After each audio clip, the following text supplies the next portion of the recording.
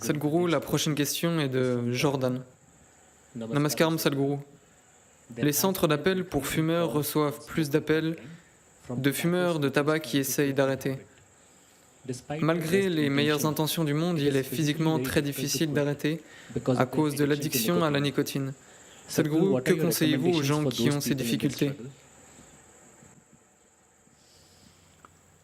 Eh bien, ce n'est pas moi.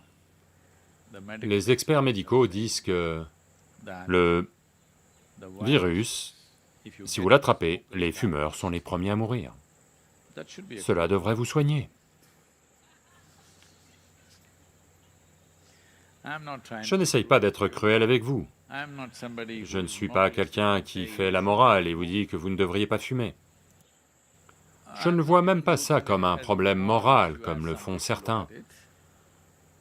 C'est juste que faire quelque chose qui va à l'encontre de votre système est un manque de bon sens.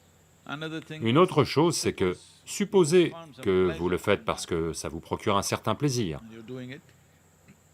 c'est ok, je vous laisse voir ça, mais le plus gros problème pour moi, c'est que vous devenez compulsif vis-à-vis de choses simples de la vie.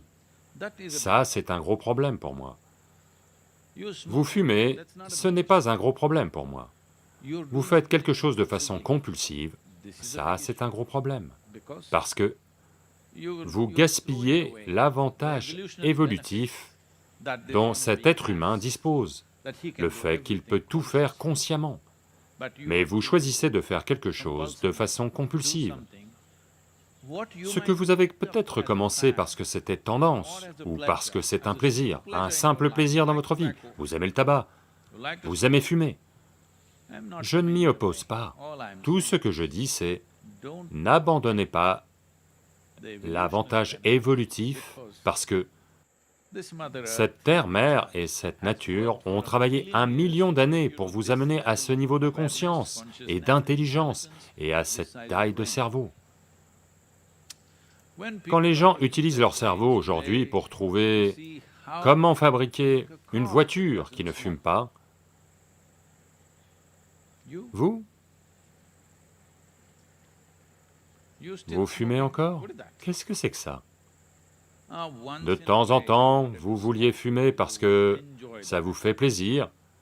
Je ne vais pas m'occuper de ça. Je ne vais pas entrer dans votre vie personnelle à ce point.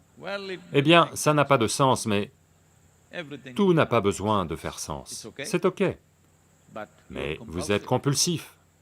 Ça, non, non.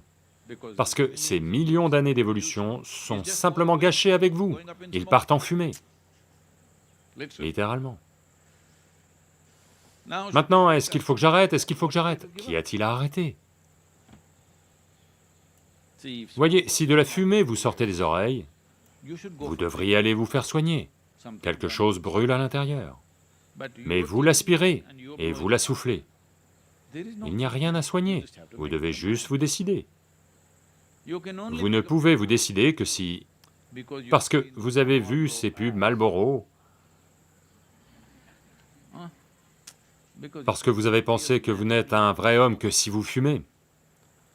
Non, non, non, je n'ai pas de préjugés, les femmes aussi peuvent fumer, bien sûr. Oh, qu'est-ce qui vous fait penser qu'il n'y a que les hommes qui peuvent fumer? Non, non, non, vous pouvez aussi être stupide. Être stupide n'est pas seulement le privilège de l'homme, tout le monde a le droit. La seule chose, c'est que la stupidité prend de nombreuses formes et blesse différentes vies. Mais la forme la plus basique de stupidité, c'est que vous choisissiez de blesser cette vie, alors que ça implique une douleur physique et bien d'autres choses. Malgré ça, vous choisissez de blesser celui-ci. Cela n'a pas lieu par choix. Vous avez peut-être commencé par choix, mais après un certain temps, c'est juste une grande compulsion. Vous, je veux arrêter, ne faites pas ça. Si vous arrêtez de force, vous allez vous mettre à faire d'autres choses insensées. C'est arrivé une fois. Shankaran Pillai,